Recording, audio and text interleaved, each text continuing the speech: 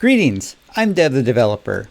And I'm Glitch. I'm the one who's going to make sure your code doesn't just work, but works with style and maybe a little bit of menace.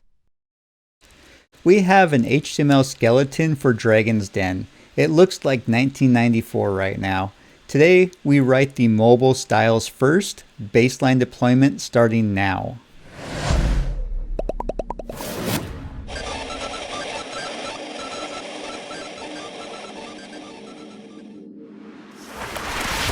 Before we write a single rule, let's talk philosophy. Mobile first. It's about which direction you write your styles, small to big or big to small. Is mobile first just a buzzword? People say it like it's the one ring of web design. What's the tactical benefit? Speed and focus. Phones have slow connections. If you start with desktop styles, they download everything, then shrink it. Mobile first keeps the baseline lean. So it's progressive enhancement. Start with the minimum viable style sheet and layer on complexity for bigger hardware. I can get behind optimized resource allocation. Exactly. It forces you to prioritize. Now let's write car set first, then the box sizing reset. Universal protocol override, root sets border box, and every agent inherits. No more padding-induced expansion. The box model is now under my control. Now the body. Color, background, and font. We're using Georgia, a serif font that fits the dragon mythology theme perfectly. Classic and dramatic.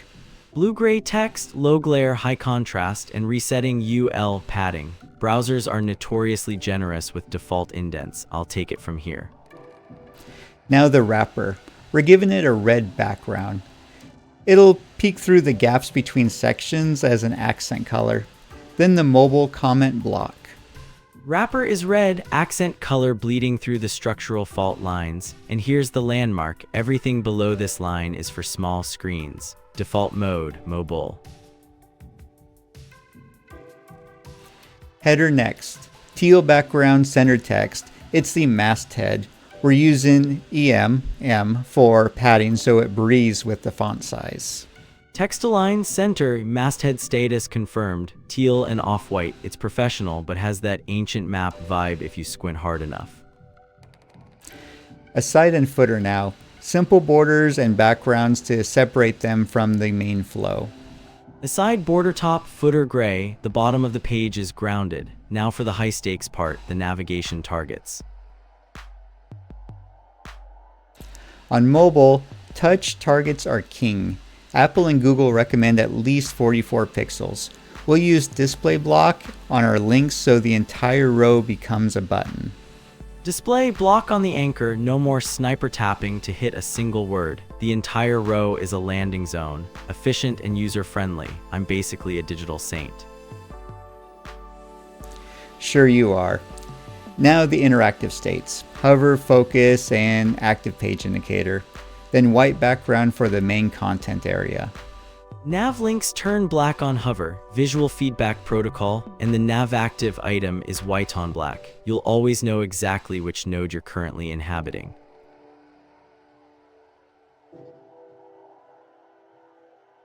Last rule, dot clear. It does nothing on mobile, but it's the seatbelt for when we start floating things on desktop. Better to have it now than forget it later. Clear both, expect the unexpected, like a digital Boy Scout with a grudge. Layout integrity protected. The mobile baseline is done. Every element is accessible, tappable, and centered.